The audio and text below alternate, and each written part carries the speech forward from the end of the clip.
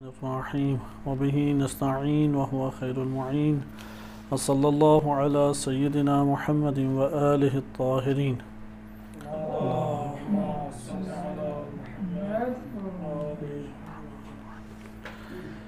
سیاست امیر المومنین علیہ الصلاۃ والسلام از نہج البلاغہ ہماری موضوع اس کے اوپر چل رہا تھا۔ ہمارا موضوع عہد نامے جناب مالک اشتر رضی اللہ عنہ سے متعلق تھا، کیونکہ ہم نے پہلے ان حکمرانوں کو پڑھا کہ جنہیں امیر المومنین علیہ الصلوۃ والسلام نے جن کا محاسبہ فرمایا تھا، اور اس کے بعد ان حکمرانوں کو ہم نے مطالعہ کیا جن کی مدح و ثناء امام علی علیہ الصلوۃ والسلام نے کی، اور ان میں سے ایک مالک اشتر رضی اللہ عنہ ہیں۔ اور جناب مالک اشتر کے جو حالات زندگی ہیں اس کے ضمن میں یہ معروف عہد نامہ جو امام علی علیہ السلام کا سب سے طویل مکتوب اور سب سے زیادہ محاسن اور معارف اور سیاسی تدابیر پر مشتمل ہے، اس کو ہم پڑھ رہے تھے۔ گزشتہ ہم نے درس میں مطالعہ کیا کہ کس طریقے سے ایک جگہ پہ کرپشن کو کنٹرول کیا جاتا ہے، کہ حکمران کرپشن کرتے ہیں، کرپشن کو قابو کرنے کا طریقہ کار کیا ہے۔ امام علی علیہ الصلوۃ والسلام کی نظر میں کرپشن کو قابو کرنے کے لیے جو انہوں نے سیاسی تدابیر اختیار کیں، ان میں سے چند کو ہم نے اس عہد نامے کے ذیل میں ملاحظہ کیا تھا۔ لہذا امام علی علیہ الصلوۃ والسلام کے موقف کو عہد نامے کے کلمات سے دلیل بنا کے پیش کیا جا سکتا ہے۔ مثلاً ایک امام علیہ الصلوۃ والسلام کا طریقہ کار یہ تھا کہ جو بھی منصبدار ہے اس منصبدار کی تنخواہوں کا نرخ اور تنخواہوں کا جو معیار ہے وہ اچھا رکھا جائے تاکہ اس کی ضرورت پوری ہو۔ اگر اس کی ضرورت ہی نہیں پوری ہوتی تو یہاں پہ چانسز اور احتمالات کرپشن کے بڑھ جائیں گے۔ نمبر 2 کہ ہر منصبدار کے پیچھے جاسوس چھوڑ دیے جائیں، کیونکہ یہ جاسوس پل پل کی خبر دیں گے اور اس طرح سے کرپٹ افراد ان کے اوپر نگاہ بھی رکھی جائے گی اور انہیں بروقت قابو کیا جا سکتا ہے۔ نمبر 3 کہ اسی ضمن میں جو امام نے بیان فرمایا کہ سخت ترین جسمانی سزائیں دی جائیں، اور سزائیں دینے کے بعد ان کو پورے کے پورے ملک، معاشرے اور ریاست میں بدنام کیا جائے اور ذلت کی طوق ان کی گردن کے اوپر پہنا دی جائے۔ انہی میں سے ایک یہ تھا کہ جو معین حق ان کا بنتا ہے وہ معین حق انہیں بروقت دیا جائے۔ بہرحال یہ ہم نے 4-5 طریقے گزشتہ درس میں پڑھے کہ جس سے کرپشن ختم ہو سکتی ہے اور کرپشن کو قابو میں کیا جا سکتا ہے۔ خصوصاً ان میں سے 2 جو طریقہ کار ہیں وہ آج بھی ممالک اور ریاستیں خصوصی طور پہ اختیار کرتی ہیں۔ اچھی تنخواہیں بھی آج کل لیتے ہی ہیں کیونکہ منصبداروں کی بڑی تنخواہیں ہوتی ہیں، اس کے باوجود حرص اور لالچ انہیں نہیں چھوڑتا، کیونکہ حرص اور لالچ کے مرض کا جس نے علاج کیا ہے اسی کے وجود سے یہ مرض ختم ہو سکتا ہے۔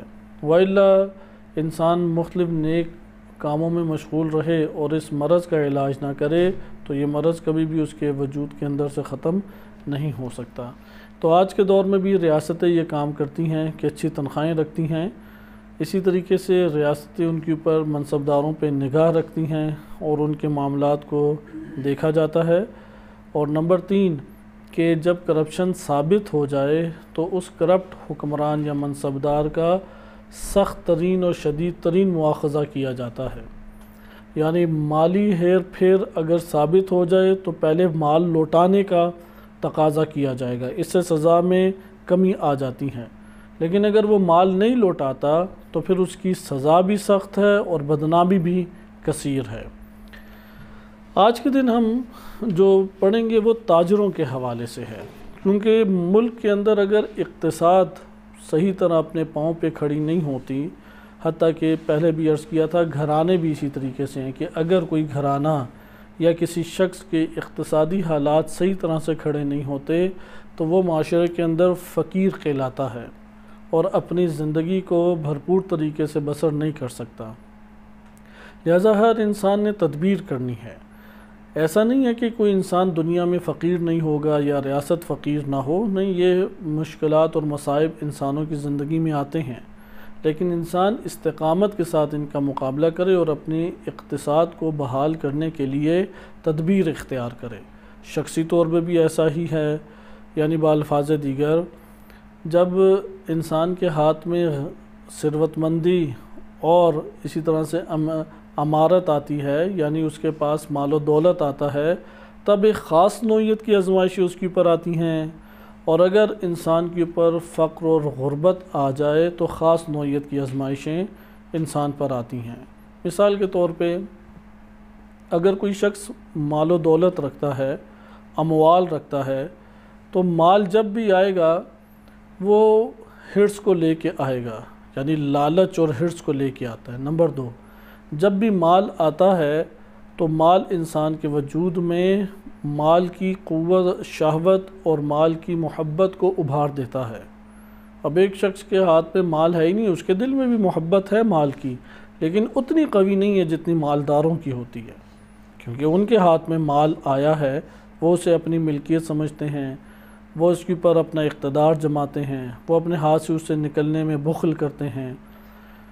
یہ امراض ہیں کہ جو امراء کو لگ جاتے ہیں۔ تکبر اسی طریقے سے آئے گا، اگلوں کو وہ پست شمار کرنا شروع ہو جائے گا، اپنے نفس کی عزت اور مقام کا قائل انسان ہونا شروع ہو جاتا ہے۔ قرآن کریم نے کئی قسم کے اموال کے باب سے جو مسائل آتے ہیں اسے ذکر کیا ہے۔ مثال کے طور پہ قرآن نے بخل کا ذکر کیا، الذی جمع مالا وعددہ ویحسب ان مالہ اخلدہ۔ سورہ ہمزہ میں ہے کہ وہ مال کو جمع کر کے گنتا رہتا ہے اور یہ گمان کرتا ہے کہ یہ مال ہمیشہ باقی رہے گا۔ یہ ایک طرف ہے کہ اس کے پاس سے نکلتا ہی نہیں ہے مال، اور شمار کر کے بڑھانے کی کوششوں میں لگا رہتا ہے۔ دوسرا قرآن نے ذکر کیا ہے کہ وہ لوگ کہ جو مال اسراف کر کے خرچ کرتے ہیں، وَلَا تُبَذِّرْهُ، یعنی تبذیر کی ممانعت آئی ہے کہ تبذیر کو انجام نہ دیا جائے، یا وَلَا تُسْرِفُوا، کہ تم اسراف نہ کرو۔ اللہ تعالیٰ مصرفین کو سے محبت نہیں کرتا۔ مصرف کہتے ہیں جو حرام امور میں مال کو خرچ کرے، مبذر کہتے ہیں کہ جو فضول خرچی کرے، یعنی جو اس کی ضرورت ہے اس سے زائد کے طور پہ خرچ کرے۔ بس ایک ہے بخیل کہ جو ضرورت پہ بھی نہیں خرچ کرتا، نہ اپنے بیوی بچوں پہ نہ اپنے اوپر۔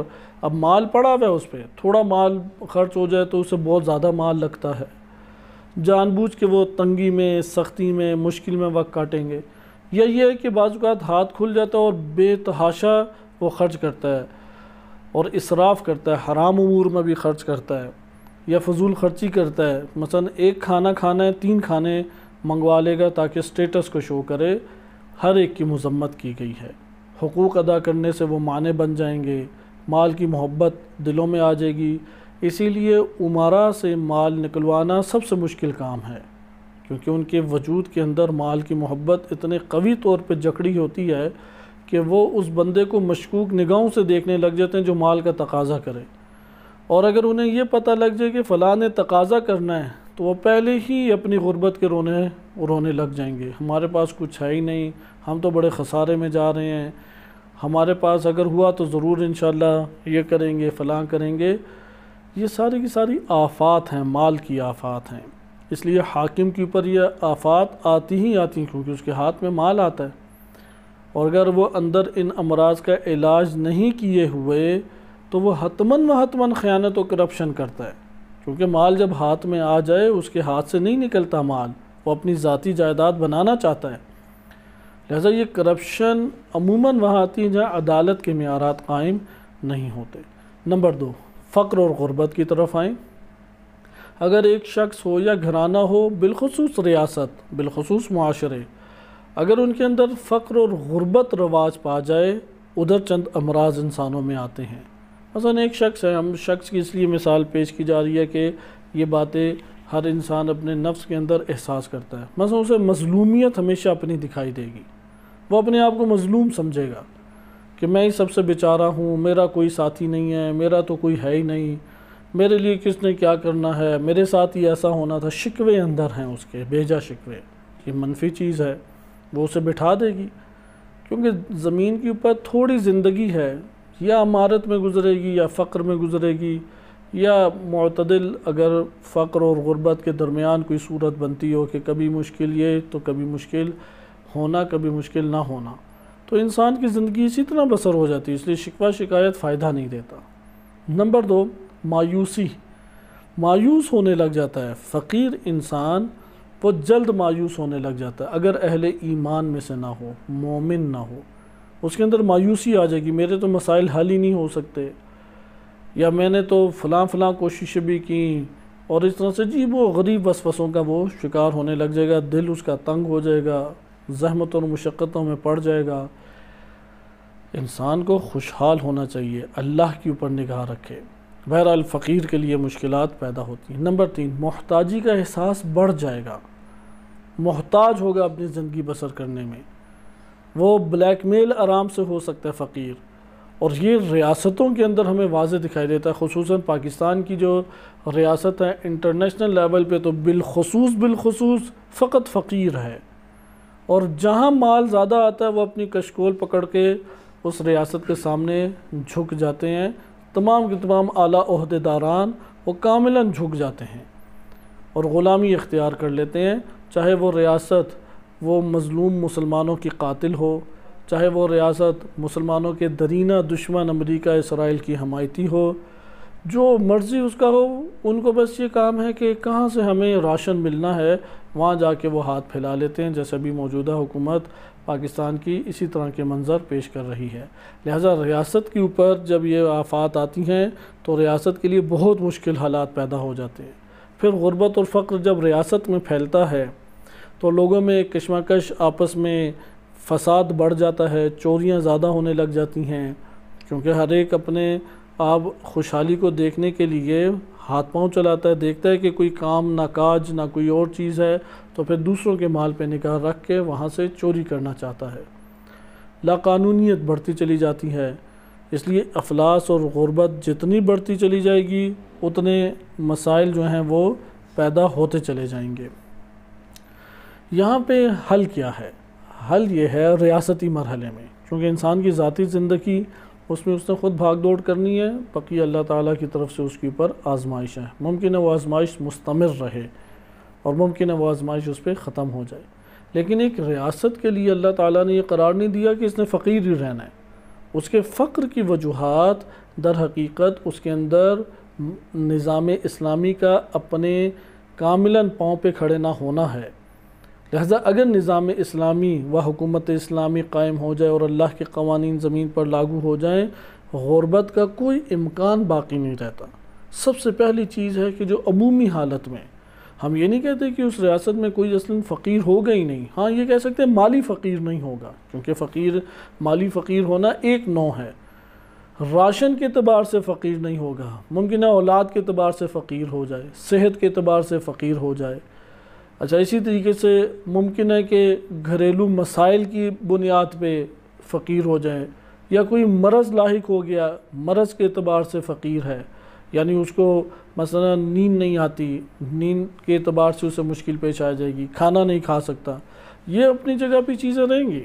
لہذا کوئی شفا خانہ ایسا نہیں ہوگا کہ ادھر جس طرح دروازے کے اندر سے گھس کے دوسرے طرف سے باہر نکل آئیں تو شفا مل جائے۔ امام زمان علیہ السلام بھی جب تشریف لائیں گے تو کوئی ایسے ہمارے پاس دروازے ایجاد نہیں ہوں گے، اس لیے ایک نو مصیبتیں آتی جاتی رہیں گی، انسانوں کے امتحان چل سکے۔ لیکن ریاست کے اندر ریاست کو قوی ہونا ضروری ہے۔ ریاست ایسی تدبیر اختیار کر سکتی ہے، کم سے کم ریاست کا یہ وظیفہ بنتا ہے کہ وہ بھوک اور افلاس کو ختم کر دے، کم سے کم یہ وظیفہ بنتا ہے کہ صحت کے ادارے جو ہیں، حفظان صحت کے ادارے کے جو صحت کو پہنچا سکیں وہ مناسب طور پہ مہیا کریں۔ لیکن یہ سب ادارے کب چلیں گے؟ جب اقتصاد ہماری برپا ہوگی۔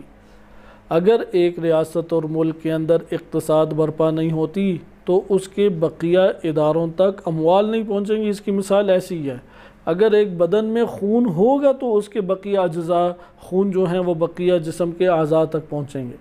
لہذا اگر بیت المال کے اندر مال ہوگا تو بقیہ ادارے اور اداروں کے ذریعے سے افراد تک پہنچیں گے۔ سوال، یہ اقتصاد کیسے برپا ہوگا؟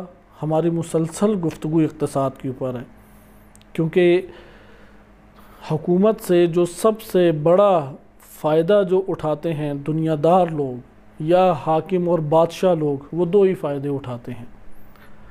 ایک اپنا اقتدار جما کے قوت حاصل کرتے ہیں، اور اگلے ضعیف کے اوپر اپنی مرضی کو کاملاً ٹھونستے ہیں یا کاملاً اس کے اوپر اپنی مرضی کو جماتے ہیں، حاکمیت پیدا یعنی کرتے ہیں، بالفاظ دیگر حاکمیت اگلے کے اوپر پیدا کرتے ہیں۔ اور دوسرا فائدہ اپنے اموال کو لوٹ کے اپنی ذاتی جائیدادیں بناتے ہیں۔ لہذا حکومتیں ان دو کا شکار رہی ہیں، یعنی جو فرد بھی آیا ہے اس نے کم از کم یہ دو کام ضرور کیے ہیں۔ اپنے قوت کو معاشرے کے اندر اقتدار اور قوت کو قوی کیا ہے، یہ تبھی ہوتا ہے جب ضعیف کو دبائیں، اپنے مخالف کو دبائیں، اور یہ دبانے کے سلسلے میں کئی حرام امور انجام دینے پڑتے ہیں۔ اور دوسرا کیا ہے، اپنی ذاتی جائیدادیں بناتے تھے، پیسوں کو لوٹتے تھے، مستقبل اپنا اسی دنیا کو دیکھ رہے ہوتے تھے۔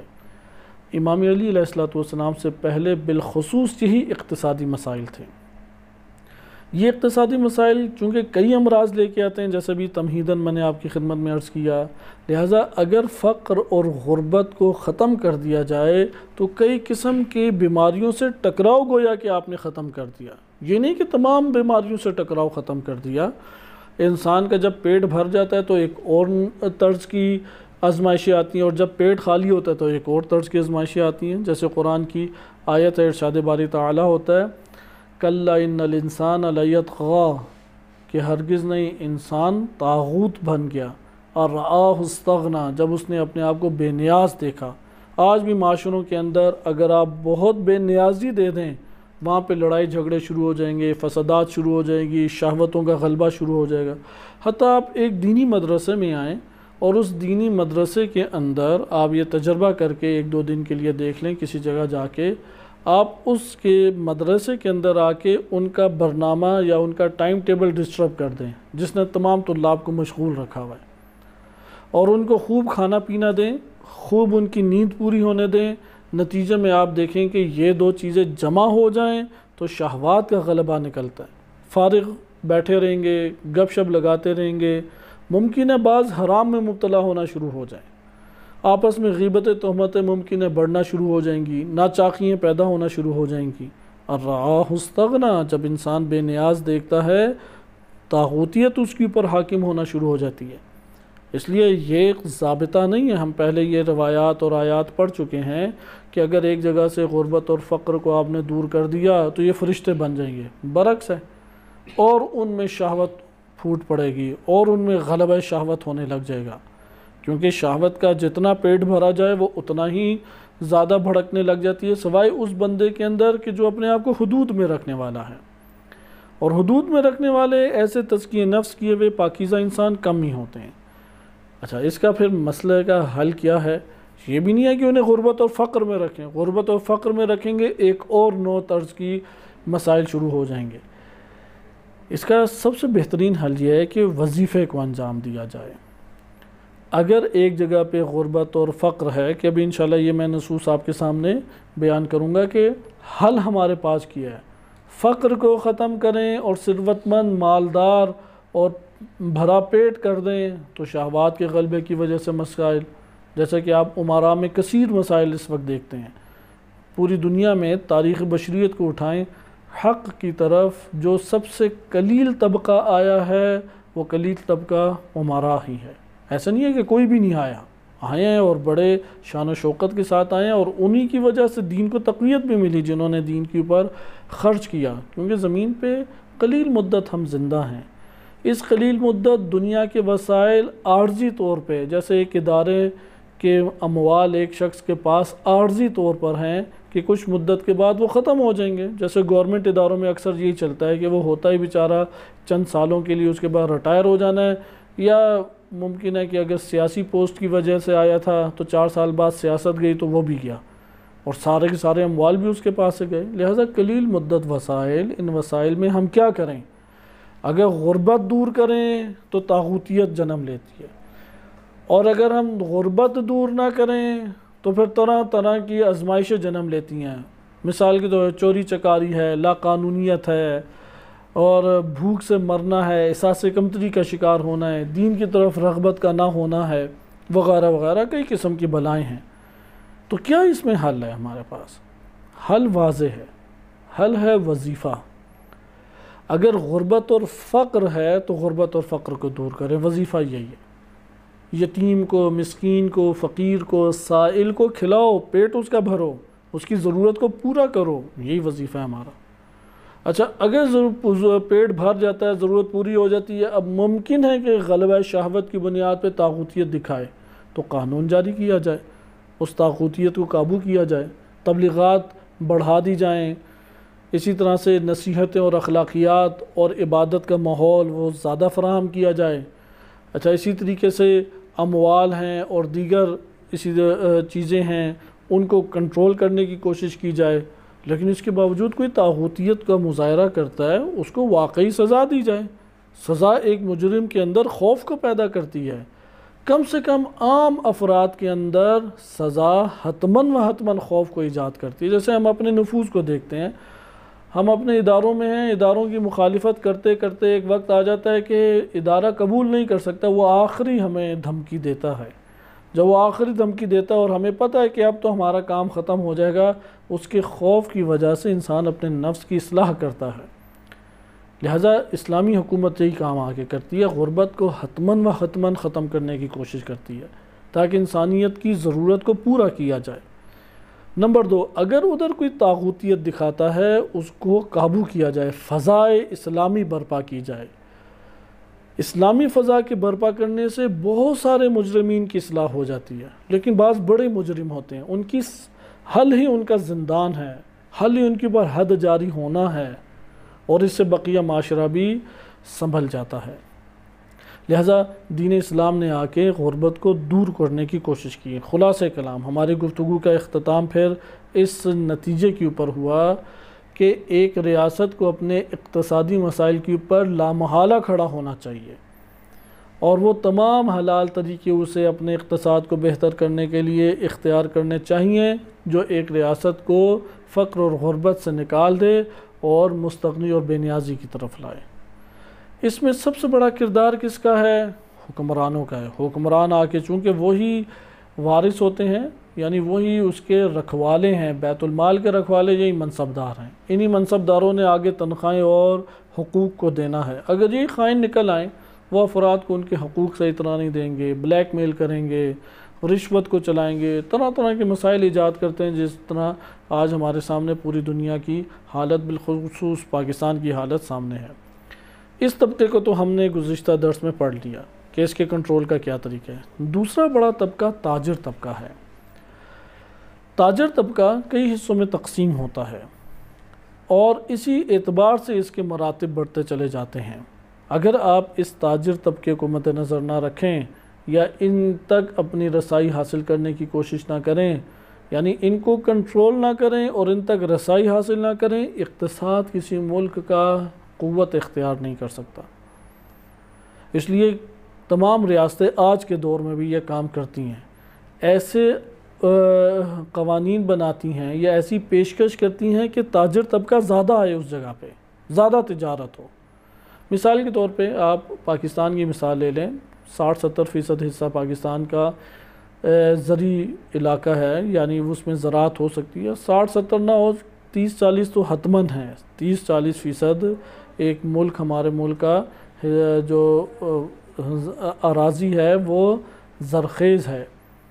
اب اگر پاکستان میں بالفرض ٹماٹر یا پیاز یا کپاس یا گندم بڑے پیمانے پہ پیدا ہوتی ہے اور ملک کی ضرورت کو اولاً پورا کرتی ہے، جس ریاست کی یہ حکمت عملی ہو کہ ملک کے اندر جو پیداوار ہو رہی ہے وہ اس ملک کے اپنے باشندوں کے لیے نہ ہو اور بیرونی طور پہ وہ تجارتیں شروع کر دیں، یہ ضعیف سیاست ہے۔ وہ اللہ تعالیٰ نے اس سرزمین کے لوگوں کے لیے نعمت پہلے رکھی ہے جو ادھر کے باشندے ہیں۔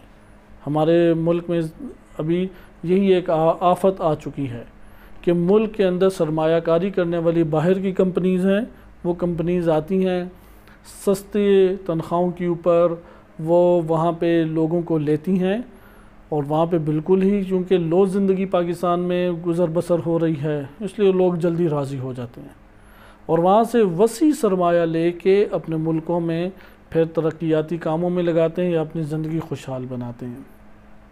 لہذا پاکستان میں آج ایک عام شہری کو، حتیٰ کہ ہمارا زرعی ملک ہے، زراعت پیشہ لوگوں کا آج بھی پیشہ زیادہ تر لوگوں کا زراعت ہے، لیکن ان کے لیے اچھے کھانے کی چیزیں نہیں ہیں۔ خالص دودھ، خالص گندم، اسی طرح سے خالص اور بہترین پھل یہ پاکستان میں مفقود ہوتے چلے جا رہے ہیں۔ اس جگہ پہ حکومت کا وظیفہ سخت ہو جاتا ہے۔ آئیں اب آپ تاجروں کو دیکھیں۔ تاجر کی ہمیشہ تگدو یہ ہوتی ہے کہ وہ منافع حاصل کرے، کیونکہ تاجر ہے، وہ چاہتا ہے کہ مجھے پیسہ زیادہ ملے۔ کم ہی ایسے خدا صفت تاجر ہوتے ہیں کہ یعنی جو اللہ کی راہوں کے اوپر چلنے والے ہیں، کہ مال کی قیمت ان کی نظر میں کم اور بشریت و انسانیت کی قیمت زیادہ ہے۔ لیکن تاجر طبقہ، اس کے اندر ہرس ہے، لالچ ہے، کرپشن ہے، اس کے چانسز زیادہ ہیں کیونکہ ڈائریکٹ مال سے وابستہ ہے۔ اس لیے وہ مال کمی بیشی کرنا شروع کر دے گا وزن میں۔ قرآن نے واضح طور پہ وَيْلٌ لِّلْمُطَفِّفِينَ واضح طور پہ آیات میں نازل کیا کہ جو ناپ تول میں کمی بیشی کرتے ہیں ان کے لیے ہلاکت ہے۔ بس ایک آپ نے ہلاکت والا مرض دیکھا جو تاجروں میں ہے۔ ہمارے تو آج کل ملک میں بہت ہی یہ پھیل چکا ہے، بلکہ پوری دنیا میں ہی، کہ ایران میں پیچھے نہیں ہے بلکہ ممکن ہے ہمارے ملک سے آگے ہی ہو، کہ ناپ تول میں بہت زیادہ کمی بیشی کرتے ہیں۔ دوسرا جو تاجروں میں مرض آتا ہے وہ ہے ذخیرہ اندوزی۔ وہ مال کو روک لیتے ہیں اور اس وقت پوری دنیا میں یہ چل رہا ہے، اور اسی کی وجہ سے انسانیت عذاب کا شکار ہے۔ ذخیرہ اندوزی کی وجہ سے وہ ذخیرہ کر لیتے ہیں کہ مارکیٹ کا ریٹ بڑھے، چونکہ جب مال زیادہ آتا ہے، فراواں ہوتا ہے، تو قیمت نیچے آنے لگ جاتی ہیں۔ جس چیز کی قلت ہو جائے اس کی قیمت اوپر، کیونکہ اس کی مانگ بڑھ جاتی ہے، مانگ بڑھتی ہے تو اس کا ریٹ جو ہے وہ بڑھنے لگ جاتا ہے۔ یعنی پیچھے مال کم ہے، مانگ زیادہ ہے، تو مہنگے داموں پھر بیچتے ہیں، کیونکہ بالآخر سب نے خرید لینا ہے۔ وہ تو ذخیرہ اندوزی کرتے ہیں تاکہ اس ریٹ کو بڑھا سکیں اور زیادہ منافع حاصل کر سکیں۔ نمبر 3 مرض وہ ہے ملاوٹ کرتے ہیں، اسے کہتے ہیں دھوکہ۔ مثال کے طور پہ آج کل تو ہر چیز ہی مشکوک ہو چکی ہے۔ کوئی نباتات آپ لے لیں، کوئی اجناس آپ لے لیں، کوئی جنس چاول لے لیں، اس کے اندر ابھی دھوکہ بہت زیادہ آ چکا ہے۔ اسی طریقے سے آپ دالیں لے لیں، لوبیا لے لیں، مرچیں لے لیں، ہر چیز کے اندر مسالہ جات ہیں، اجناس ہیں، اس کے اندر ملاوٹ آ چکی ہے۔ ملاوٹ کر کے بیچتے ہیں تاکہ اس کی مقدار زیادہ بڑھ جائے، اور مقدار بڑھنے کی وجہ سے پھر وہ اس سے منافع اپنے سمجھتے ہیں کہ ہمیں زیادہ آئے گا۔ نمبر 4 سود کے اوپر سودی کاروبار کرتے ہیں۔ کاروباری طبقے میں عموماً عوام الناس جو شکار ہوتی ہے وہ قرض والے سود میں زیادہ شکار ہوتی ہے، لیکن کاروباری طبقہ قرض کے علاوہ اجناس کے اندر بھی سود میں شکار ہوتا ہے، کیونکہ سود اشیاء میں جو ہوتا ہے اس میں پہلی شرط ہے کہ 2 ہم جنس چیزیں ہوں، اور وہ 2 ہم جنس چیزیں وزن کی جانے والی ہوں۔ مثال کے طور کاغذ اور گتا دونوں کی جنس ایک ہی ہے۔ ابھی آپ پاکستان چلے جائیں، لاہور وغیرہ میں، ادھر یہی سودی کاروبار عام چل رہے ہیں۔ آپ نے گتا لیا 10 کلو اور ادھر سے آپ کاغذ اٹھاتے ہیں 12 کلو، کیونکہ گتے سے خرچ ہوتا ہے کاغذ، تو وہ فوراً تو پیسے آپ کو نہیں دیتا، وہ کہتا ہے اتنا کاغذ مجھ سے اٹھا لو۔ وہ کہتا ہے ٹھیک ہے، تم یہ مثلاً 1 ٹن گتا مجھ سے لو اور 2 ٹن کاغذ دو۔ وہ کاغذ لیتا ہے، تھوڑے مہنگے داموں مارکیٹ میں بیچ کے زیادہ منافع لیتا ہے۔ اب اس کا یہ جو کاروبار چل رہا ہے یہ سود ہے، کاغذ کے بدلے گتا اور گتے کے بدلے کاغذ، اس کی فروخت، کیونکہ وزن کی جانے والی چیزیں جائز نہیں ہیں شرعاً۔ گندم بھی اسی طرح چلتی ہے، اگر ہم جنس نہ ہو تو پھر نہیں ہے، لیکن کاروباری طبقے کے اندر سود کی شرح بہت زیادہ ہے۔ تو آپ نے دیکھا کہ یہ ساری کی ساری چیزیں، مثلا ان میں سے ایک اور بڑی اہم چیز جو ہم نے آج کل اپنے ملک میں بھی، ایران اور ان دیگر ممالک میں دیکھی، قیمتیں خود سے بڑھا دینا۔ جب آپ نرخ اور قیمتیں خود سے بڑھائیں گے، کہ ابھی آپ جائیں ایران کے اندر ہی آ جائیں، ممکن ہے کہ جو کیپٹل ہے ایران کا تہران، ادھر ایک جنس سستی مل رہی ہے، اور فرق بھی 200-300 روپے کا. اور قم کہ جو اس کی نسبت چھوٹا شہر ہے یا ایران کے اندر وہ اسی طرح شمار ہوتا ہے جیسا کہ پاکستان میں گجرانوالہ ہے اسلام آباد کے مقابلے میں، یا سیالکوٹ ہے، چھوٹا شہر اور دور افتادہ شہر شمار ہوتا ہے. ابھی تو الحمدللہ بہت بہتر کر دیا، پہلے بالخصوص یہ نسبت تھی، لیکن ادھر ڈبل ہے اس کی قیمت. مثلا اگر ایک 60,000 تومان کی چیز مل رہی ہے تہران میں، تو قم میں آپ کو ملے گی 80,000 تومان میں. آپ قم کے پھر بعض جگہوں پہ چلے جائیں، وہاں پہ بعض نے 90,000 تومان لگائی ہوگی. وہ بڑھاتے اپنی قیمت خود بڑھا دیتے ہیں. پاکستان کے اندر بھی یہ اسی طریقے سے اپنی قیمت خود بڑھا دے. پوری مارکیٹ ہے، مارکیٹ میں اگر 6 مرغیوں کی دکانیں ہیں، انہوں نے آپس میں طے کر لیا کہ ہم نے اس کے علاوہ نہیں بیچنا. اب بالآخر آئے گا وہ محلے والے آئیں گے تو وہ کہاں جائیں؟ اتنی دور سے تو نہیں مرغی کہیں اور سے لا سکتے. تو قیمتیں خود سے بڑھا دینا. یہ سارے ہیں امراض. ان امراض کو کون پکڑے گا؟ اب تاجر کئی قسم کے ہیں. ایک تاجر ہے کہ جو پھیری لگا کے بیچتا ہے، ہم ریڑھی والا کہتے ہیں، ایران میں اسے وانٹ والا کہتے ہیں، کہ جو گاڑیوں کے اوپر یا ریڑھی کے اوپر چیزیں بیچ رہا ہے اور گلی گلی پھرتا ہے، یا اپنے سر کے اوپر چیزیں رکھی ہوئی ہیں اور پھر رہا ہے اور بیچ رہا ہے. ایک تاجر ہے کہ جس کے پاس گودام ہے، جس کے پاس مثلا دکان ہے، وہاں پہ بیٹھ کے وہ بیچتا ہے. اس سے بھی اوپر ایک تاجر ہے کہ جس نے صنعت لگائی ہوئی ہے، وہ باقاعدہ پیداوار کرتا ہے. مثلا پلاسٹک کی فیکٹری ہے، مثلا ٹافیوں کی فیکٹری ہے، مختلف کیمیکلز کی فیکٹری ہے. یا اسی طرح کسانوں کے اوپر آ جائیں، کسان ہیں کہ انہوں نے پودے یا فصلیں لگائیں اور وہ بیچتے ہیں.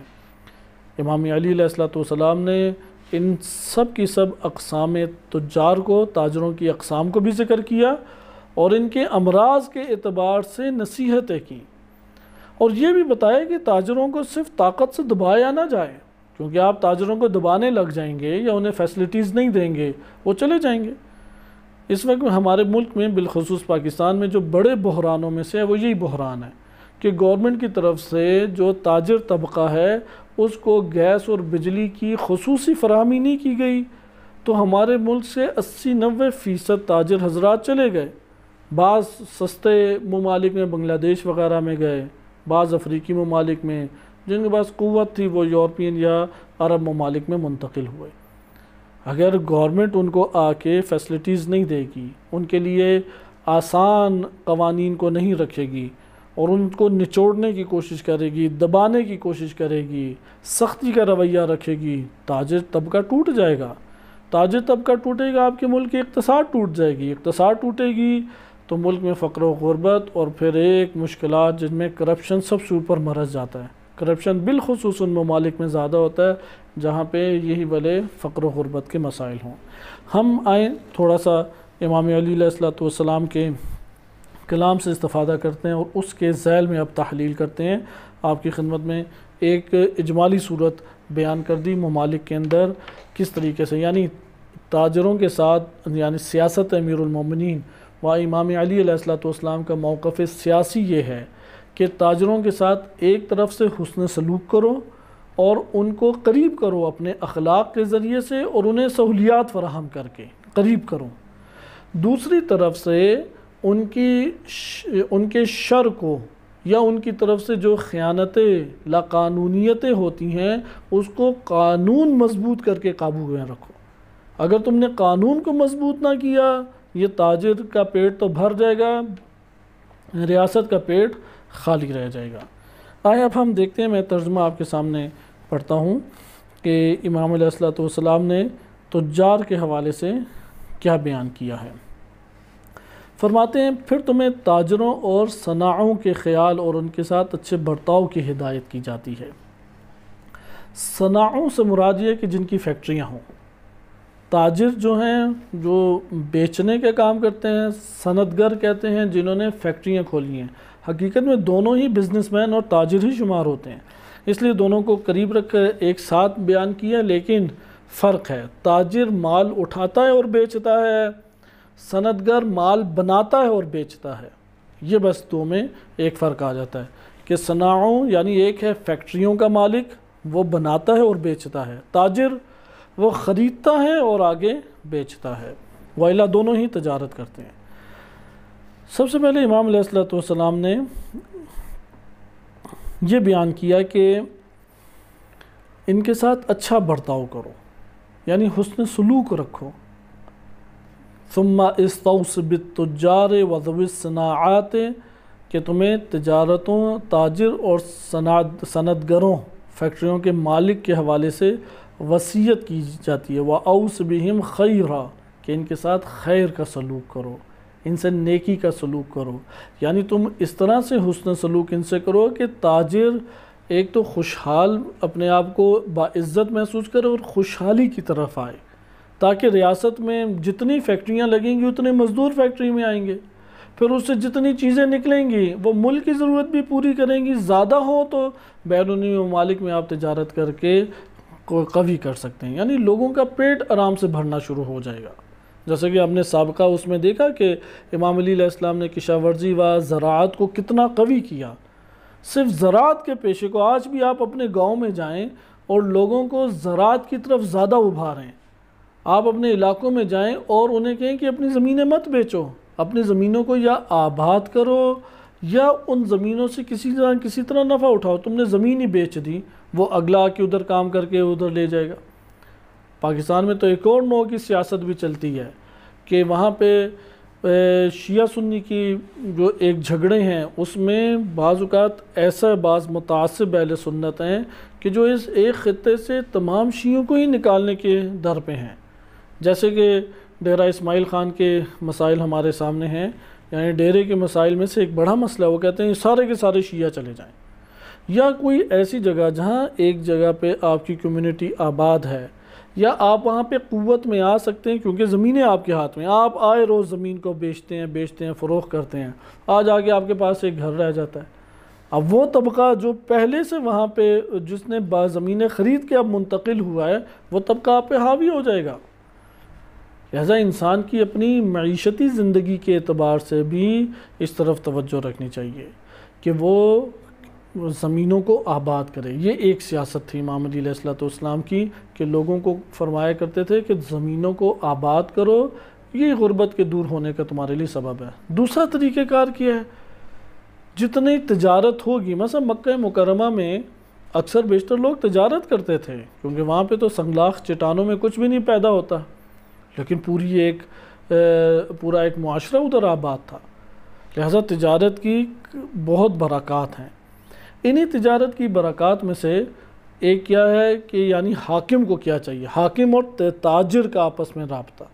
حاکم کو سیاست کے اعتبار سے جو تاجر سے رابطہ رکھنا چاہیے وہ ہے حسن سلوک کا رابطہ، وہ ہے اچھے برتاؤ کا۔ پھر آگے فرماتے ہیں اور تمہیں دوسروں کو ان کے متعلق ہدایت کرنا ہے کہ دوسروں کو بھی تم کہو کہ ان سے اچھے انداز سے پیش آئیں، یعنی تاجر طبقے سے تعلقات کو اچھے طور پہ رکھا جائے۔ تاجر ضروری نہیں ہمیشہ امیر ہو، یہ انسان عموماً سمجھتا ہے کہ جب کہا جاتا ہے میں بزنس کر رہا ہوں تو ذہن میں آتا ہے کہ کئی اس کے اب گھر ہوں گے، کئی گاڑیاں ہوں گی، آنا جانا اس کے لیے کوئی مسئلہ ہی نہیں ہے۔ نہیں، اکثر بیشتر تاجر حضرات وہ متوسط زندگی بسر کرتے ہیں اور بہت سارے تو بیچارے فقیرانہ زندگی بسر کرتے ہیں، لہذا ہر تاجر ایک جیسا نہیں ہوتا۔ لہذا تاجروں کے ساتھ بھی حسن سلوک کا، یعنی حاکم جو ہے وہ مہربانی کا سلوک ان کے ساتھ کرے تاکہ یہ تاجر طبقہ قریب ہو جائے۔ اس کے بعد تاجروں کی قسمیں امام علی علیہ السلام بیان کرتے ہیں، یہ بہت مہم ہے۔ ایک معاشرے کو سمجھنے کے لیے اس معاشرے کے بنیادی عناصر کو جاننا ضروری ہے۔ اگر آپ ان بنیادی عناصر کو متاثر کرنے میں کامیاب ہو جائیں اپنے حسن سلوک کے ساتھ تو وہ ریاست جلد چلتی ہے، اور اگر آپ جدا جدا کر دیں وہ ریاست وہاں پہ بیٹھنے شروع ہو جاتی ہے۔ عموماً ہم لوگ کیونکہ ان چیزوں کے بارے میں زیادہ تفکر نہیں رکھتے، ہمیں وہ لڑائی جھگڑوں میں بڑے جذبات ابھرتے ہیں، بڑی اچھی لگتی ہیں۔ ابھی جنگ صفین اور جنگ جمل شروع ہو جائے تو آپ دیکھیں گے دلچسپی بڑھ جائے گی، لیکن جب ایک جگہ کو آباد کرنے کے حوالے سے آئے تو ہم نے وہ کافروں کو دیا ہوا ہے کہ وہ کافر آئیں اور ہم پہ ولایت کریں، ہم بیچارے کیا کر سکتے ہیں، ہم نے تو کچھ کرنا ہی نہیں۔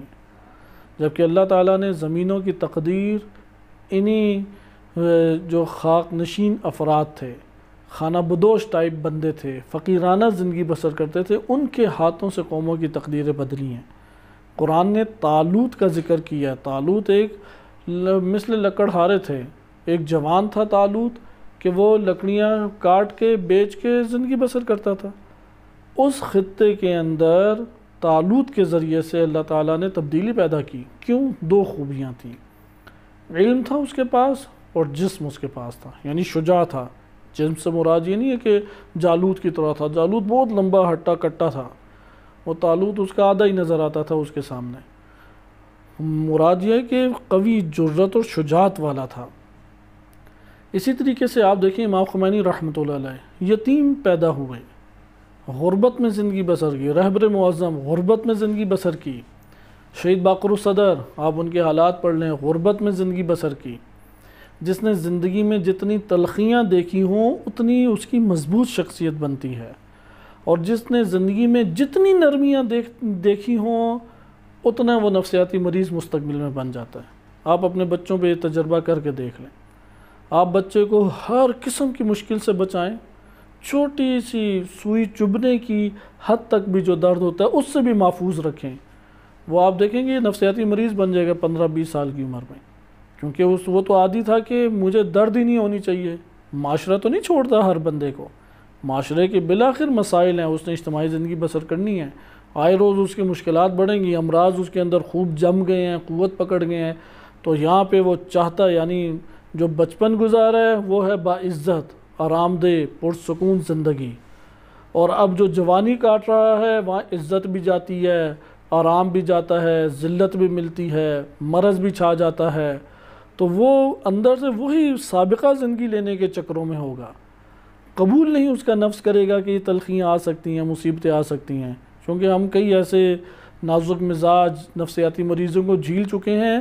اس کی بنیاد پہ یہ بات چیت کی جا رہی ہے، کوئی فقط علمی باتوں کی صورت میں نہیں ہے. ہر وہ بندہ کہ جو اپنی زندگی میں گوشت اور عام دکان میں چیزیں بھی خریدنے کے لیے نہیں گیا، اب وہ جب جاتا ہے 23-24 سال کی عمر میں، وہاں اس کی زبان لڑکھڑانے لگ جاتی ہے.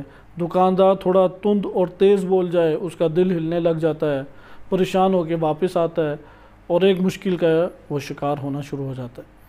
لہٰذا یہ جو تجار کے طبقات ہیں یہ کوئی نظر انداز کرنے والے طبقات نہیں ہیں. آپ ایک معاشرے کے اندر اصلاح کو ان کے بغیر برپا نہیں کر سکتے. عناصر معاشرے کو کھڑی کرنے کے یہی افراد ہوتے ہیں.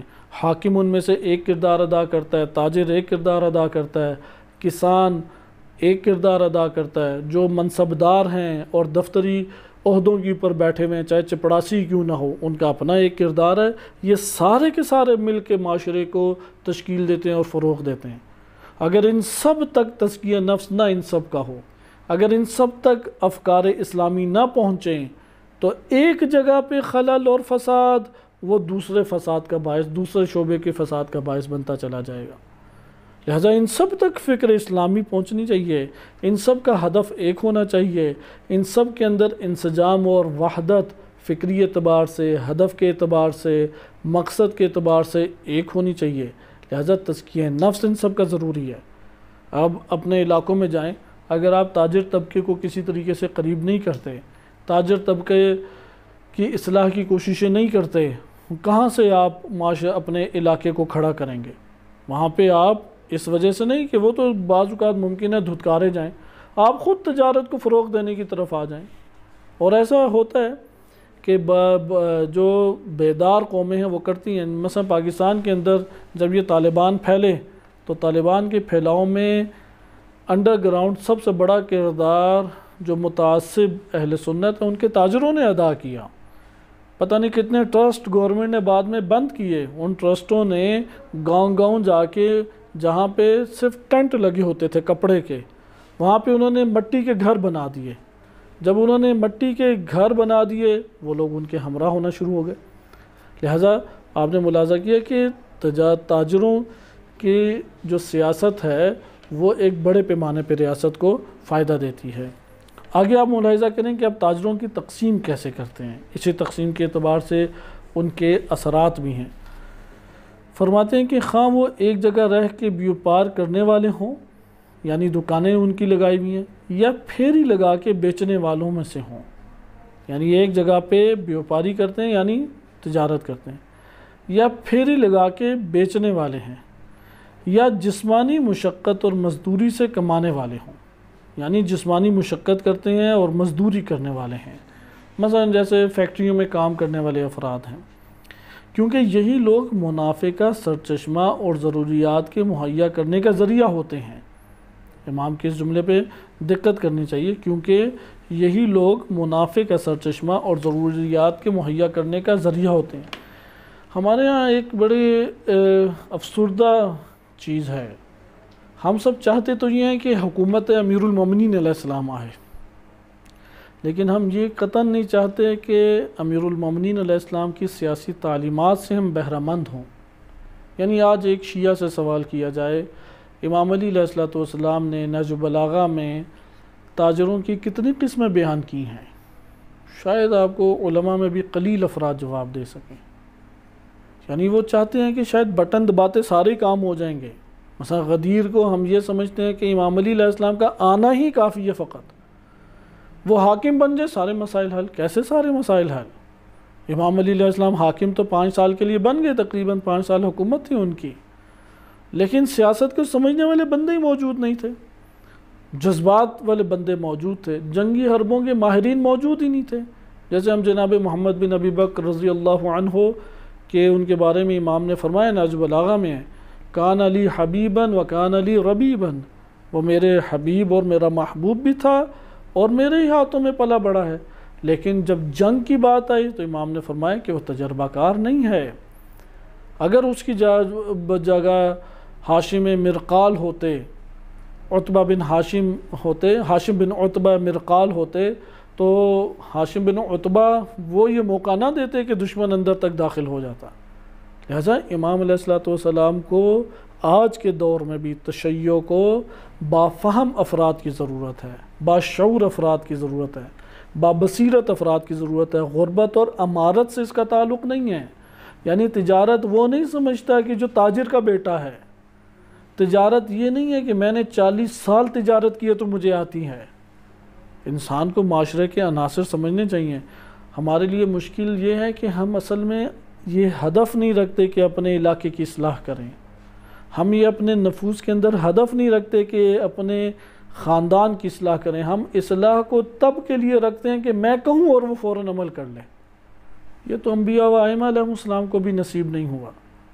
کیسے یہ توقع رکھیں کہ آپ کہیں اور فوراً ویسا وہ کر لے بندہ؟ وہ تو کوئی بھی نہیں کرے گا۔ آپ ادارہ بنائیں، ادارے میں دیندار لے آئیں، دینداروں میں باشعور لے آئیں، اور بڑی در سے خارج کے قریب کے بندے لے آئیں، تب بھی آپ یہ کام نہیں ان سے کرا سکتے۔ لہذا پھر کیا ہم کریں جو کام امیر المومنین علیہ السلام نے کیا؟ اولاً خود ہم باشعور بنیں، یعنی جو مالک اشتر کو وہ نصیحتیں کر رہے ہیں، یہ ہر شیعہ کے لیے ایک نصیحت ہے۔ سیاست کو سمجھے، معاشرے کیسے چلتے ہیں اس کو سمجھے، معاشرے کے عناصر کیا ہیں اس کو وہ درک کرے۔ یہ بھی دین ہے، یہ دین سے باہر کی باتیں امیر المومنین علیہ السلام نے نہیں کی۔ آپ دیکھیں نا، اتنا طویل عہد نامہ لکھا۔ آپ کبھی اپنے نفس سے پوچھیں کہ میں جو امام علی علیہ السلام کی امامت و خلافت کا قائل ہوں، میں نے اول سے آخر تک کتنی دفعہ اسے پڑھا ہے؟ عہد نامے کو میں نے کتنی دفعہ پڑھا ہے؟ کون سا پھر ہم نے دین لینا ہے؟ میں کیا ولایت فقیہ کی حمایت کرتا ہوں جبکہ مجھے پتہ ہی نہیں ہے کہ ولایت فقیہ نے کرنا کیا ہے، مطلب کیا ہے ولایت فقیہ کا، عملی مطلب کیا ہے؟ جو مالک اشتر کا وظیفہ تھا وہی ولی فقیہ کا وظیفہ ہے۔ اگر ولی فقیہ کو یہ والی باتیں پتہ ہی نہیں ہیں، ابھی یہ ملاقات ہوئی ہے آغا جوادی عاملی حافظہ اللہ تعالیٰ کی، جو پوری عدالتوں کے چیف ہیں یا حرم امام رضا علیہ السلام کے جو متولی ہیں، کیونکہ دونوں جگہیں بہت بڑا منصب شمار ہوتی ہیں۔ خصوصاً امام رضا علیہ السلام کے حرم کی تولیت وہ قوت کے اعتبار سے ایران میں شاید دوسرے یا تیسرے نمبر پہ آتی ہے، اتنی بڑی ہے، کیونکہ لوگوں کا رش ادھر کثیر ہوتا ہے اور اموال کثیر آتے ہیں، اور تبلیغات لوگوں میں کرنے کا سب سے بہترین موقع ہے، چاہے سیاسی تبلیغات ہوں، ذاتی پبلسٹی ہو یا کوئی بھی ذریعہ ہو۔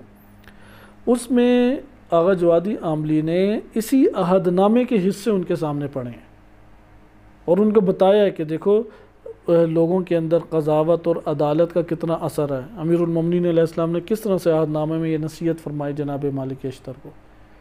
لہذا آج تشیع میں خصوصاً سیاسی بصیرت کا نہ ہونا اگر کسی جگہ پہ پایا جاتا ہے اس کی بنیادی وجہ نظریات و تعلیمات امیر المومنین علیہ السلام نہ ہونا ہے، یہ خالی خولی ان سے محبت کے ایک تعلق جوڑنا ہے اور ان کے قصیدے پڑھ کے بس وقت گزار دینا ہے، اور اپنے عمل سے پیغام طاغوت کو اور شیاطین کو دینا، آؤ ہمارے لیے سسٹم بناؤ، ہم آپ کے ہاتھ میں ہیں، ہمیں تنخواہ دے دینا، روٹی دے دینا، پھر جیسے مرضی چلاؤ تم، ہمیں سود کھلاؤ، چاہے ہمیں ڈیموکریسی کے ذریعے سے قابو کرو، چاہے مارشل لا لگاؤ، چاہے جو مرضی کرنا ہے وہ کرو، ہم تمہارے تابع ہیں۔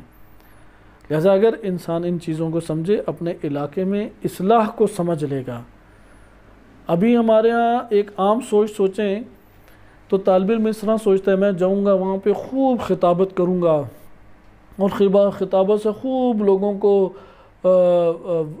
انگیزہ ابھاروں گا، اور انگیزہ ابھار کے میں ایک طرف لاؤں گا، لوگوں کی اصلاح ہو جائے گی۔ اگر ایسا ہو سکتا ہوتا تو پھر تو امام علی علیہ السلام سے شعلہ بیان تو کوئی خطیب نہیں ہے، امام علی علیہ السلام سے بالاتر معارف کوئی اصلاً بیان نہیں کر سکتا، تو وہ تو پھر ہو جانا چاہیے تھا اس دور میں، حکومت امام کے مضبوط ترین طریقے سے ہاتھوں میں آ جاتی۔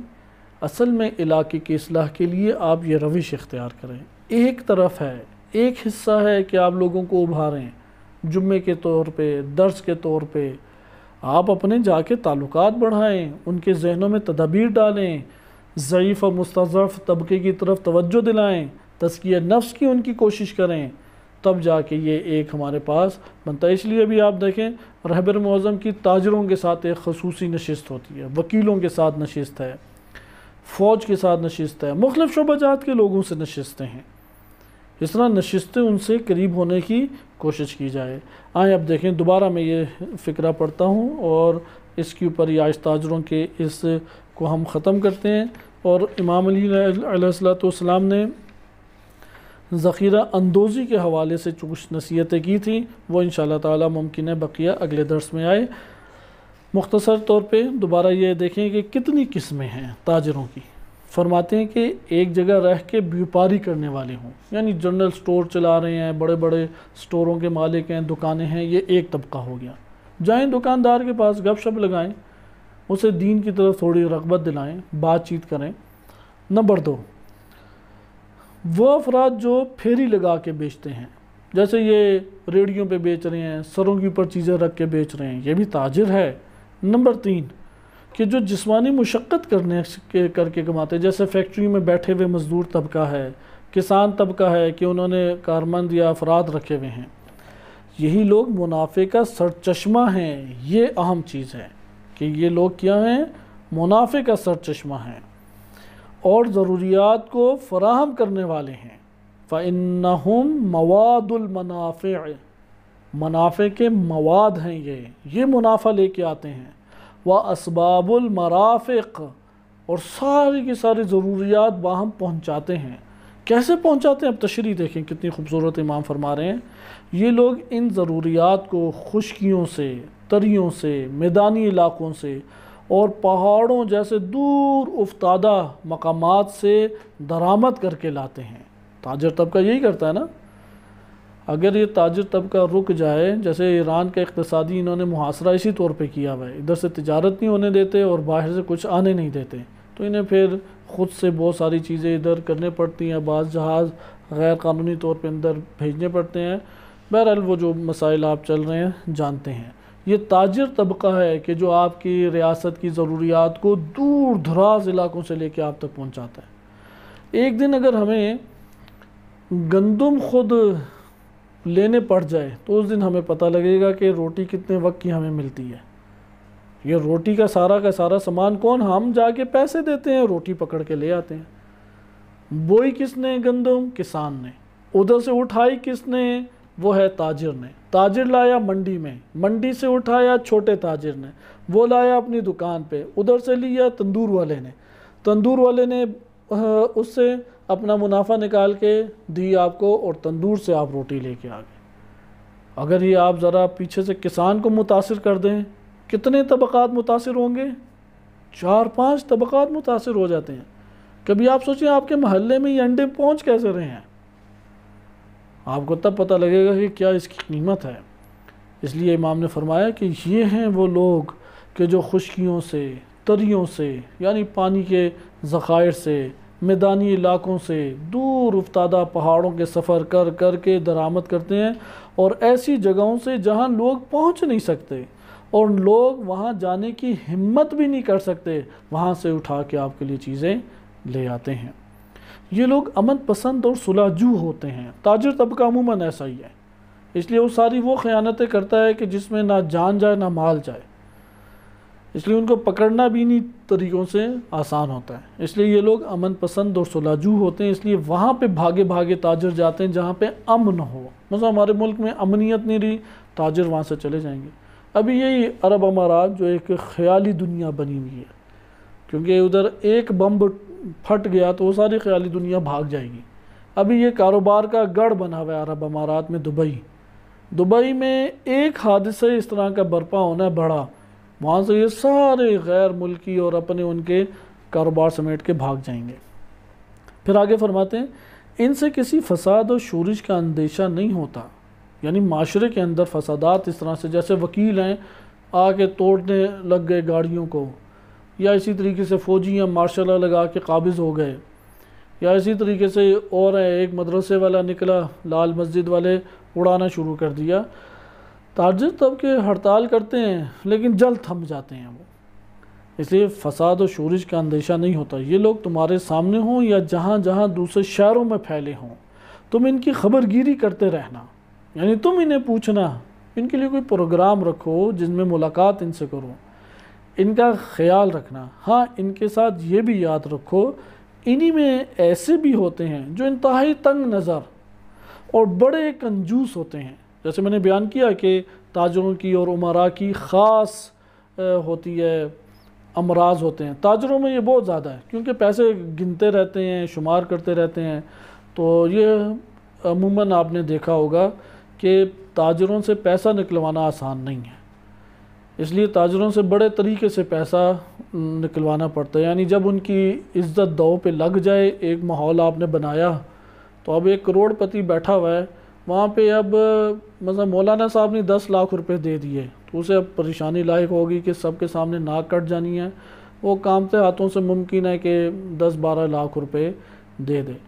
تو بعض اوقات اس طرح کے افراد ہوتے ہیں، اس کے برعکس بھی ہوتے ہیں جو بہتے چشمے کی مانند ہیں، نکلتے رہتے ہیں، اللہ تعالیٰ عطا کرتا رہتا ہے، اور انہی نیک تاجروں یا نیک امراء کے ذریعے سے ادارے اور ریاستوں کے بڑے بڑے پروجیکٹ چلتے ہیں، لیکن ان میں انتہائی تنگ نظر اور بڑے کنجوس ہوتے ہیں جو نفع اندوزی کے لیے مال روک لیتے ہیں اور اونچے نرخ اور اونچی قیمتیں معین کر کے بیچتے ہیں۔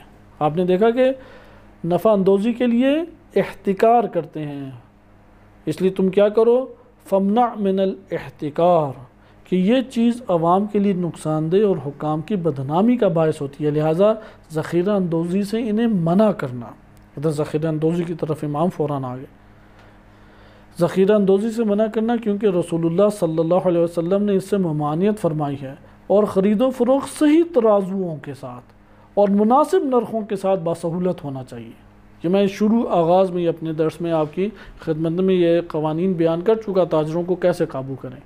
نمبر 1 حسن سلوک اور خیر سگالی ان کے ساتھ، جہاں پہ بھی ان کی خبر رکھو۔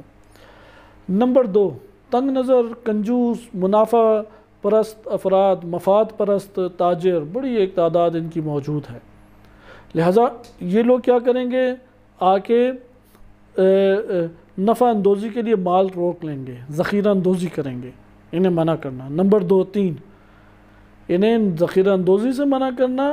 نمبر 3 اونچی قیمتیں خود ہی لگانا شروع کر دیں گے، اونچی قیمت سے انہیں روکنا اور مناسب قیمتوں کی پر لانا، اور نہ بیچنے والے کو نقصان ہو نہ خریدنے والے کو خسارہ ہو۔ لا ضرر ولا ضرار، یہ قاعدہ فقہی بھی ہے، اور امام علی علیہ السلام کا اسی طرف اشارہ ہے کہ تم نے نقصان، ہم یہ نہیں چاہتے کہ تاجر کا نقصان ہو، یہ بھی نہیں چاہتے کہ گاہک کا نقصان ہو۔ اس کے بعد کوئی ذخیرہ اندوزی کے جرم کا مرتکب ہو تو اسے مناسب حد تک سزا دینا۔ پھر خصوصیت کے ساتھ اللہ کا خوف کرنا پسماندہ افتادہ طبقے کے لیے جن کا کوئی سہارا نہیں ہے، وہ مسکینوں، محتاجوں، فقیروں اور معذوروں کا طبقہ ہے کہ ان میں کچھ تو ہاتھ پھیلا کے مانگنے والے ہیں اور کچھ کی صورت سوال ہوتی ہے کہ یہ حصہ ہم پہلے پڑھ چکے ہیں۔ اس جگہ پہ آئیں اور ذخیرہ اندوزی کے حوالے سے میں ایک دو روایتیں آپ کے پڑھتا ہوں آپ کی خدمت میں، اور اسی کے اوپر ہم اپنی گفتگو کا اختتام کریں گے، کیونکہ امام علیہ الصلوۃ والسلام نے دو مسائل بڑے پیمانے پہ ابھارے ہیں۔ ایک تو باطنی ان کی باطنی نقص کی طرف اشارہ کیا امام علیہ السلام نے۔ وہ باطنی نقص کیا ہے؟ کنجوس ہوتے ہیں اور نفع کی طرف بھاگتے ہیں، مفاد پرست، جسے نفع پرست کہہ سکتے ہیں۔ یہ اخلاقی امراض ہیں۔ ان اخلاقی امراض کے اوپر پھر امراض کی آتے ہیں، قیمتوں کو زیادہ کر کے بیچیں گے، قیمتوں کو کئی گنا زیادہ کر کے۔ نمبر دو، ذخیرہ اندوزی کریں گے۔ ایران کے اندر تو ابھی بڑے مسائل میں سے یہی مسائل ہیں کہ مرغی کی قیمت بالفرض آپ یہ سمجھ لیں کہ اگر 150 روپے تھی پاکستانی، تو پچھلے 2-3 سالوں میں انہوں نے یہ کیا کہ ذخیرہ اندوزی کرنے کی وجہ سے یا اپنی ایک قیمتیں اپنے دینے کے چکروں میں انہوں نے اس کو پہنچا دیے 500 روپے میں۔ اتنی تیزی سے اس کی قیمتیں اوپر گئی ہیں۔ تو بہرحال ابھی گورنمنٹ کے ساتھ ابھی بھی ایک جھگڑا ان کا چل رہا ہے کہ ایران میں صبح سویرے ہی مرغی 1 گھنٹے کے اندر اندر غائب ہو جاتی ہے، کہ گورنمنٹ نے اپنا ریٹ دے دیا ہے، مثلاً 24,500 تومان، اس سے اوپر نیچے کوئی مرغی نہیں بیچے گا۔ تو اب کہیں پہ پھر مرغی دوسرے وہ گودام والے بیچتے ہی نہیں ہیں، تو گورنمنٹ کے پھر پولٹری فارموں سے آتی ہے، وہ آتی قلیل ہے تو فوراً نکل جاتی ہے۔ وہ دیگر کیا کر رہے ہیں؟ وہ دیگر کی آخر اب بڑے پیمانے پہ مرغی آتی تو ہے، وہ ایک مافیا بیٹھی ہوئی ہے تاکہ ادھر ایک مشکل ایجاد کرے، لوگوں میں اضطراب ایجاد ہو۔ ممکن ہے بیرونی طور پہ انہیں مال دے دیا جاتا ہے تو وہ مرغیاں مروا دیتے ہیں، یا کوئی اس طرح کے اور چکر ہیں۔ بہرحال کہنے کا مقصد ہے کہ ریاستیں آج بھی ان پریشانیوں سے گزر رہی ہیں۔ احتکار کے حرام ہونے کے اوپر ہمارے پاس کئی روایات ہیں۔ میں آپ کی خدمت میں ایک روایت پڑھ دوں، البتہ پہلے فقہی حکم بیان کر دیا جائے۔ ذخیرہ اندوزی کیا ہمیشہ حرام ہے؟ تو ہمیشہ حرام نہیں ہے۔ روایات کا نچوڑ یہ ہے کہ ذخیرہ اندوزی اس وقت حرام ہے جب لوگوں کی ڈیمانڈ اور لوگوں کی شدید ضرورت ہو اور وہ ضرورت پوری نہ ہو رہی ہو۔ اگر ایک ضرورت پوری ہو رہی ہو اور آپ نے اسے اپنے پاس محفوظ کیا ہوا ہے تو یہ حرام امر نہیں ہے۔ لیکن ایک طرف مثلا چینی کا بحران پیدا ہو گیا اور چینی مل ہی نہیں رہی، اور آپ نے اس لیے ذخیرہ کر کے رکھی ہے کہ ابھی بحران شروع ہوا ہے، 2 مہینے بعد دیکھنا قیمتیں کہاں جائیں گی، تو یہ شدید اس کی حرمت کا بیان ہے، شدید حرمت کا بیان۔ لیکن اگر چینی بازار میں وافر ہے اور آپ کے پاس بھی مثلا 100 بوریاں چینی پڑی ہوئی ہے اور آپ چاہتے ہیں کہ جو ابھی مارکیٹ ریٹ ہے میں اس کی پر نہ بیچوں، جس نے لینی ہے وہ ساتھ والی دکان سے لے لے، وہ اگلی پچھلی گلی سے لے لے، فلاں سٹور سے لے لے، تو یہ ذخیرہ اندوزی اگرچہ ناپسندیدہ ہے لیکن حرام کے دائرے میں نہیں آئے گی۔ اس میں سے ایک روایت آپ کی خدمت میں بعض ذکر کی جاتی ہے کہ ارادہ تھا کہ تفصیلی کی جائے، البتہ ذخیرہ اندوزی ہر مال کے اوپر ہے تو روایات اسے کہتی ہیں صرف 3 اجناس کے اوپر ہے۔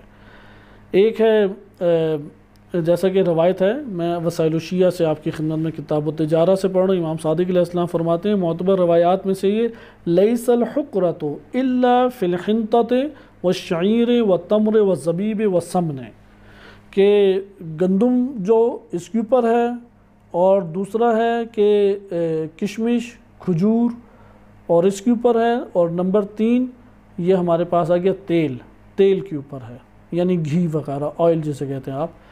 اس میں اگرچہ 5 چیزوں کا ذکر ہے لیکن اجناس قریب قریب بن جاتی ہیں۔ حنطہ یعنی یہی گندم جو کو کہتے ہیں جو استعمال میں آتی ہے، گندم و شعیر یہ گندم جو ہو گیا، تمر کھجور ہوگی، زبیب کشمش ہوگی، و سمن یہ تیل ہو گیا، بس ان میں ہوتا ہے، بقیہ میں ذخیرہ اندوزی نہیں کھلاتی کیونکہ یہ انسان کی ضرورت کی چیزیں ہیں۔ اس جگہ پہ اجتماعی حوالوں سے اگرچہ اجتہاد کی ابھی آگے گنجائش موجود ہے، مثلا ایک احتمال دیا جا سکتا ہے اور یہ سوال بھی ابھرتا ہے، اس دور میں بنیادی کھانے کی چیزیں یہ ہوتی تھیں اور ہوتی نہیں تھی، مثلا گوشت اتنا وافر ہوتا ہی نہیں تھا، لوگ اپنا اپنے جانور رکھتے تھے، جیسے آج بھی دیہی علاقوں میں یہ رائج ہے، گوشت نہیں خریدتے، اپنا جانور ہوتا ہے، مہمان آتے ہیں ذبح کر لیتے ہیں، ضرورت ہوتی ہے، انڈے خریدنے نہیں پڑتے، مرغیاں رکھی ہوتی ہیں لے لیتے ہیں، دودھ انہیں خریدنا نہیں پڑتا، اگرچہ پاکستان میں آج کل دیہی علاقوں میں بھی برعکس صورتحال ہوتی چلی جا رہی ہے کہ دودھ بھی خریدنا پڑتا ہے اور انڈے بھی لینے پڑتے ہیں، لیکن عموماً ایسا اس دور میں نہیں تھا، ایک احتمال دیا جا سکتا ہے۔ تو یہ آپ نے ملاحظہ کیا، اسی طرح سے روایات میں آیا ہے کہ اس کی پر لعنت بھیجی گئی ہے کہ جو ذخیرہ اندوزی کرتا ہے۔ بعض واقعات بھی ہیں، ان واقعات کا تذکرہ انشاءاللہ تعالی اگلے دروس میں آپ کی خدمت میں آئے گا کہ امام علی علیہ السلام نے جناب مالک اشتر کو خصوصی طور پہ جس سے منع کیا وہ احتکار، ذخیرہ اندوزی اور اپنے طور پہ قیمتوں کا بڑھانا ہے۔ اور بعض روایات اسی طریقے سے ہیں کہ اس میں وارد ہوا ہے کہ امام علیہ السلام سے پوچھا گیا کہ یہ اس نوع کی ذخیرہ اندوزی اگر کی جائے تو کیا یہ ذخیرہ اندوزی بھی حرام کے دائرے میں ہے؟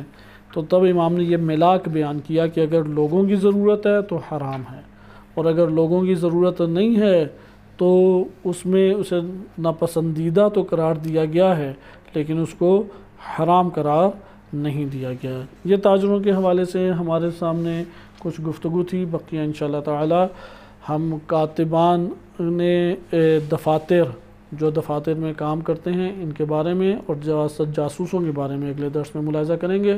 صلی اللہ علیہ سیدنا محمد وآلہ الطاہرین۔